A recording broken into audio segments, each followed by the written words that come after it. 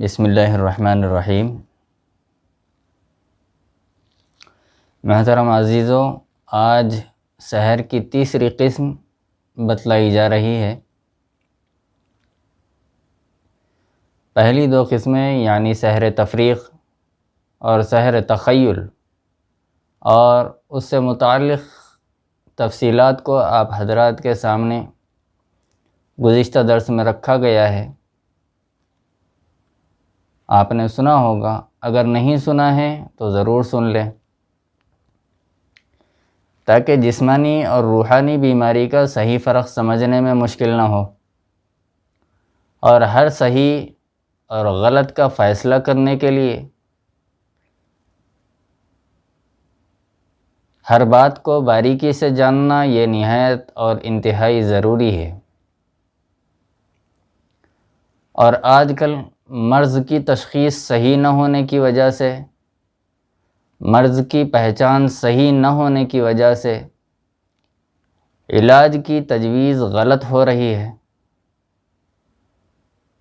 علاج صحیح نہیں دیا جا سک رہا ہے، اور جب علاج ہی غلط ہو تو اس کا فائدہ ہوگا یا نہیں ہوگا، یہ بات آپ حضرات مجھ سے زیادہ بہتر جانتے ہیں۔ اور آج کل یہ ہو رہا ہے کہ علاج تو قرآن سے دیا جا رہا ہے، اور کہا بھی جا رہا ہے کہ بھائی علاج قرآنی ہے، علاج مسنون ہے، لیکن علاج میں سحر ہو تو نظر کی آیات ہوتی ہیں، یا ایک سحر ہو تو اس میں دوسری قسم کی آیات دی جاتی ہیں، دعائیں دی جاتی ہیں، یا اگر جسمانی مرض ہوتا ہے تو بجائے شفا کی آیات کے جنات کو دفع کرنے کی آیات دی جا رہی ہیں، یا ایک ہی وقت میں بہت ساری دعائیں دی جاتی ہیں جو نظر سے بھی متعلق رہتی ہیں، جو جادو سے بھی متعلق رہتی ہیں، جو شیاطین و جنات سے بھی متعلق رہتی ہیں۔ اب ایک بندہ اب اس کو جھیل پائے گا یا نہیں جھیل پائے گا، اس کے اندر اس کی قوت برداشت ہے یا نہیں ہے، پڑھ سکتا ہے یا نہیں، وقت نکال سکتا ہے یا نہیں، اس بات کو نہیں دیکھا جاتا۔ آپ ذرا سوچیں کہ اگر حد سے زیادہ کھانا کھا لیا جائے، یا ایک ہی ساتھ 2 وقت کا کھانا کھا لیا جائے، تو کیا اس کا صحیح فائدہ ہوگا یا اس سے نقصان ہونے کا زیادہ اندیشہ ہے؟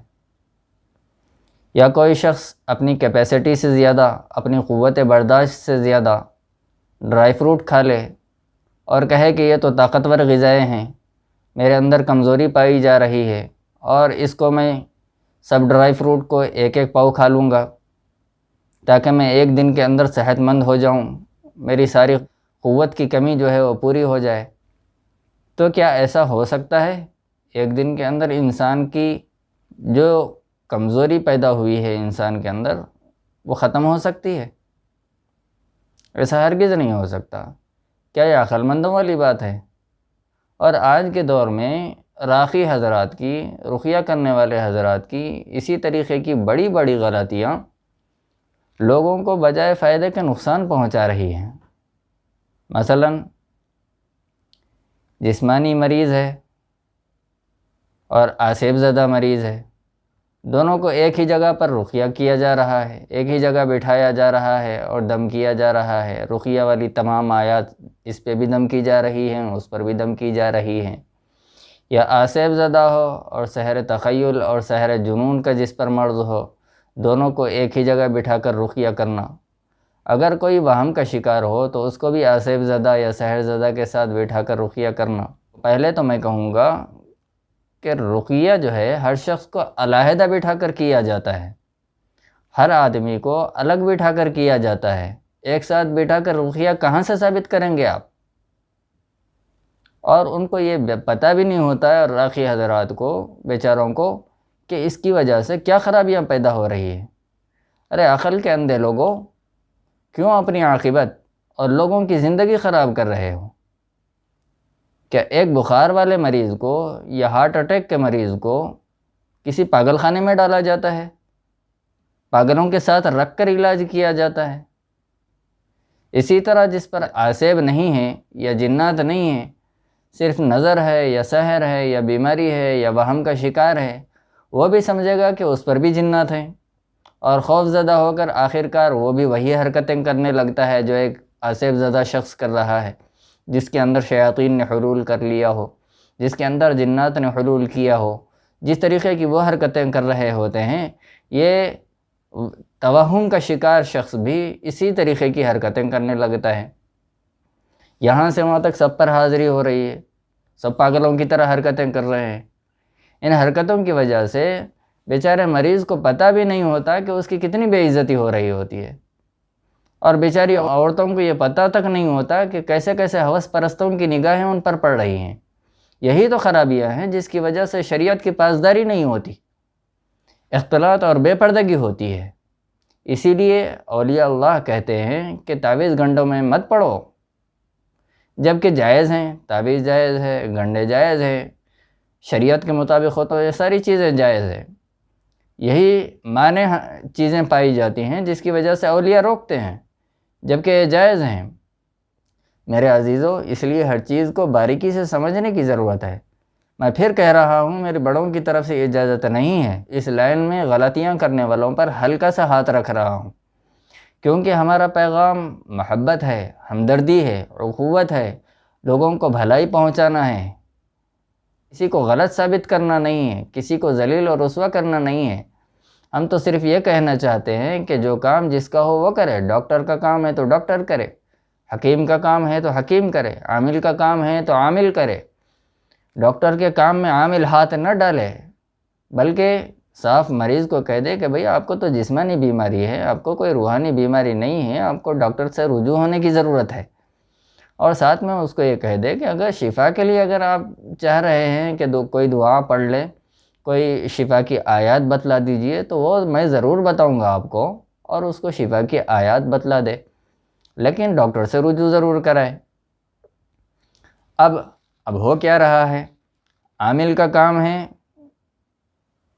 ڈاکٹر کہتا ہے کہ نہیں، یہ عامل وغیرہ سب ڈھونگے ہوتے ہیں، جھوٹے ہوتے ہیں، آپ کو فلاں مرض ہے، فلاں مرض ہے۔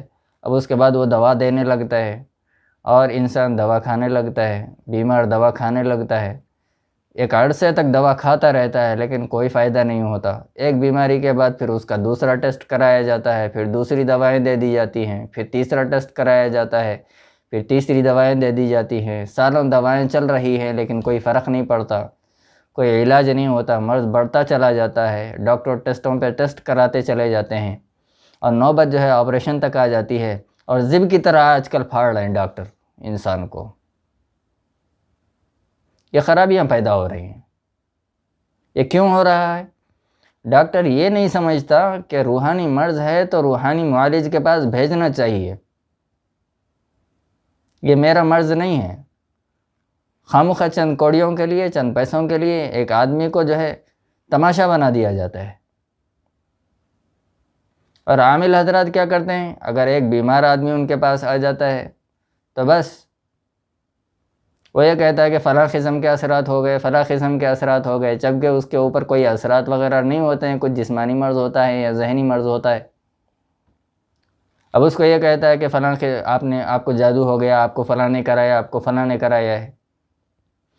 یہ غلطی ہو رہی ہے۔ وہ یہ کہہ رہے ہیں کہ ان کی بیماریاں نہیں ہیں، وہ یہ کہہ رہے ہیں کہ ان کی بیماریاں نہیں ہیں۔ آخر بیچارہ مریض کرے تو کیا کرے؟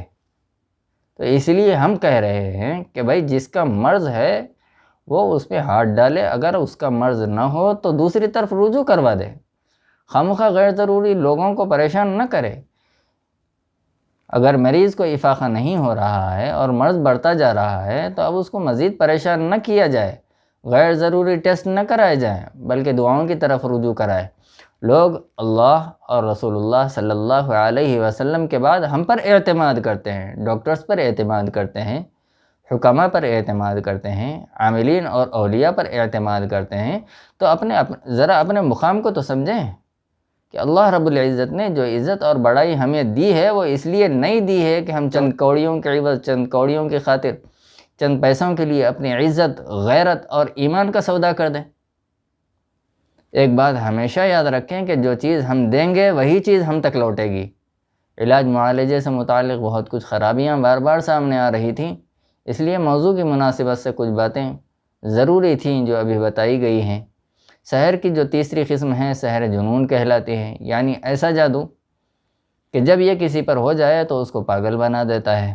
جیسا کہ سود کھانے والے کی مثال دیتے ہوئے اللہ رب العزت نے قرآن مجید میں یوں ارشاد فرمایا، الذین یأکلون الربا لا یقومون الا کما یقوم الذی یتخبطہ الشیطان من المس۔ سود کھانے والا کھڑا نہیں ہو سکتا مگر اس طریقے سے جیسے ایک خبتی کھڑا ہوتا ہے۔ خبتی کہتے ہیں جسے شیطان نے چھو لیا ہو۔ خبتی پاگل یا دیوانہ یا مجنون شخص کو کہتے ہیں۔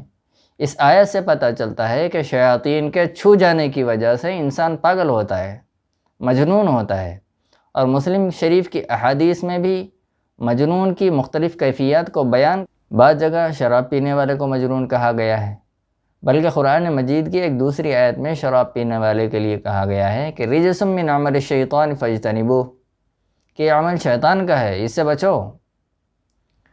شراب پینے والا ایسی حرکتیں کرنے لگتا ہے جیسے آصف زدہ کرتا ہے، اور قرآن میں کہا گیا ہے کہ اس سے بچو۔ اگر کوئی شخص اس سے نہیں بچتا تو پھر اس کی کیا حالت ہوتی ہے، کیا حال ہوتا ہے، اس سے کون واقف نہیں ہے۔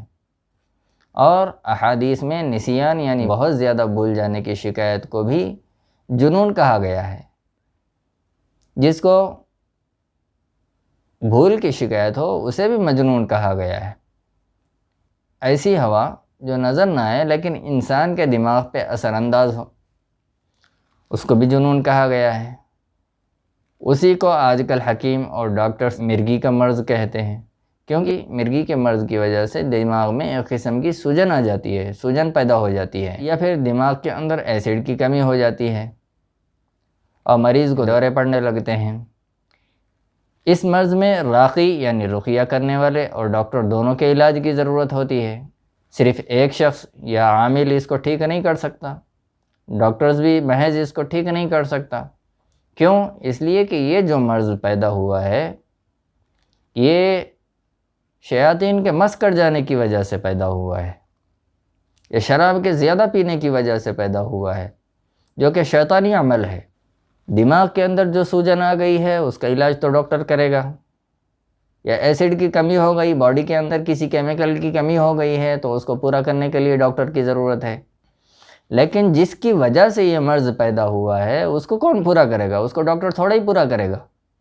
اس کو پورا کرنے کے لیے صحیح راقی کی ضرورت ہوتی ہے، صحیح مرض کو پہچاننے والے کی ضرورت ہوتی ہے۔ ابو داؤد کی حدیث میں بھی سحر بالجنون کی روایت موجود ہے۔ خارجہ بن تسلط کہتے ہیں کہ میرے چچا اللہ کے نبی علیہ السلام کے پاس اسلام قبول کرنے کے لیے آئے۔ جب انہوں نے اسلام کو قبول کر لیا تو واپس ہونے لگے۔ واپسی پر ان کا ایک بستی سے گزر ہوا۔ وہاں پر انہوں نے دیکھا کہ ایک آدمی کو رسیوں سے جکڑا ہوا ہے، زنجیروں سے باندھا ہوا ہے، جکڑ رکھا ہے، اور اس کے گھر والوں نے میرے چچا سے کہا کہ ہم نے سنا ہے کہ تمہارا نبی خیر اور بھلائی لے کر آیا ہے، کیا تم اس مجنون کا علاج کر سکتے ہو؟ تو میرے چچا نے اس کے اوپر سورۃ فاتحہ پڑھ کر دم کی۔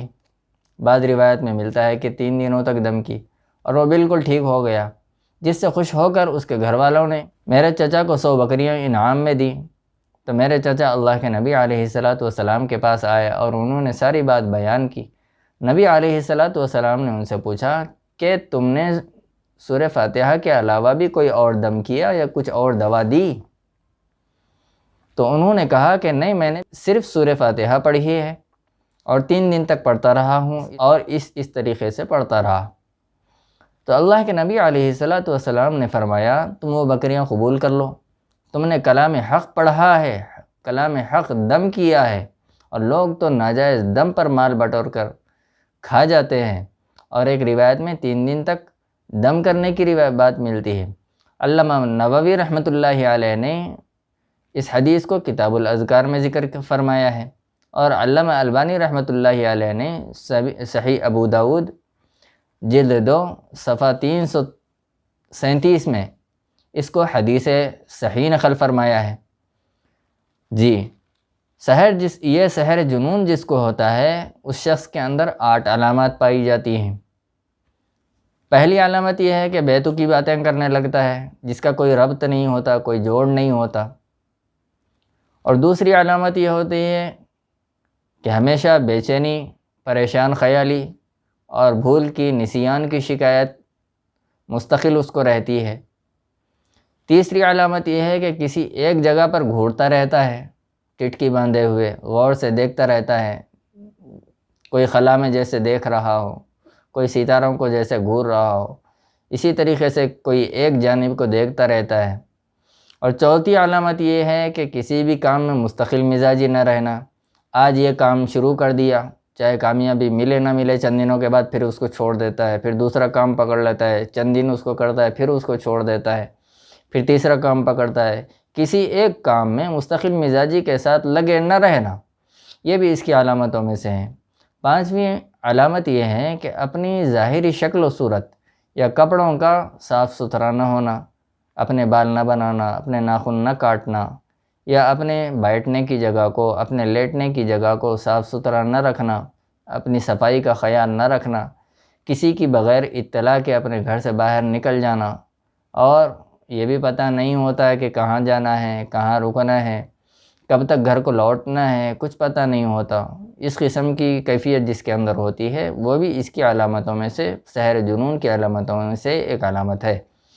اور آٹھویں علامت یہ ہے کہ ہوش نہ ہونے کی وجہ سے کسی سنسان جگہ پر، جیسے قبرستان ہے، یا پھر کچرے کی کنڈی وغیرہ ہے، یا گندی جگہ ہے، میلی جگہ ہے، یا بس اسٹاپ ہے، اس طریقے کی جگہوں پر جانا، غیر آباد جگہوں پر جانا، سنسان جگہوں پر جانا، یا ایسی جگہوں پر جانا جہاں پر کچرا ہوتا ہے یا کوئی نہیں رہتا ہے، ایسی جگہوں پر جانا اور سو جانا، یہ سب سحر جنون کی علامات ہیں۔ ہو سکتا ہے کہ کچھ باتیں تھوڑی سی الگ ہوں، جو ہر کسی کو سمجھنا آسان نہیں ہوتا، تھوڑا سا مشکل ہے، لیکن عمومی طور پر یہی باتیں پائی جاتی ہیں سحر جنون کے اندر۔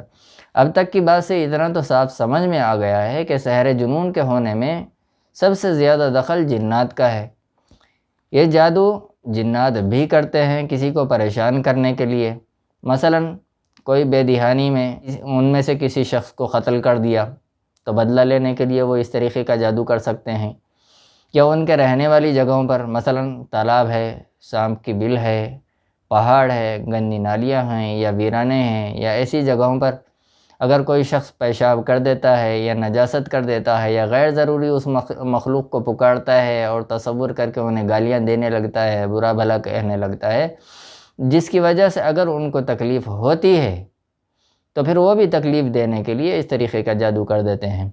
اس کے علاوہ جب ایک جادوگر کسی کو پاگل کرنے کی نیت سے منتروں کا جواب کرتا ہے، منتر پڑھتا ہے، تنتر پڑھتا ہے، شیاطین جنات کو سے مدد طلب کرتا ہے، اور شیاطین و جنات کے ذریعے سے اس شخص کی جسے مجنون کرنا ہو، اس کے دماغ کی مورچہ بندی کے لیے معمور کر دیتا ہے ان کو، تو ہوا کی طرح ان کے جسم کے اندر داخل ہو کر خون میں مل جاتے ہیں، اور پھر دماغ کے نسوں پر دباؤ ڈالتے ہیں، جس کی وجہ سے بندے کی سوچ، فکر، یادداشت کی صلاحیت متاثر ہونے لگ جاتی ہے، نیند آنکھوں سے غائب ہو جاتی ہے، اس کے بعد جنون کی ساری علامات پیدا ہونا شروع ہو جاتی ہیں۔ اللہ پاک سے دعا ہے کہ اللہ ہم سب کو اس خبیث اور موذی مرض سے بچائے اور احتیاط کی توفیق عطا فرمائے۔ ورنہ میرے دوستوں، یہ جو زندگی ہوتی ہے نا، پاگلوں کی جو زندگی ہوتی ہے، یہ موت سے بدتر ہوتی ہے۔ اللہ ہم سب کی اس سے حفاظت فرمائے اور صحیح علاج و معالجے کی توفیق عطا فرمائے۔ آمین۔ وما علینا الا البلاغ۔